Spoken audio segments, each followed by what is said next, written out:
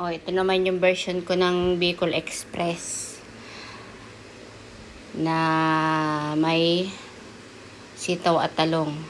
'Di ba yung Bicol Express, ano lang, pork, tapos alamang, tas gata, tapos siling maanghang. Yung sa aking niluto, may sitaw at saka talong. Para naman hindi puro baboy.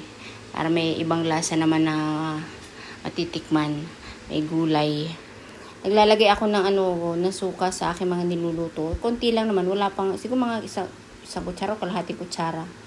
Para hindi mapanis. Ganon din sa sinaing. Naglalagay din ako ng suka sa sinaing para kahit mabahaw ng ilang araw, medyo matagal. Hindi siya napapanis. O, ayan, yung aking Bicol Express luto na. Yummy! Solve ang ating hapunan. Thank you for watching, guys.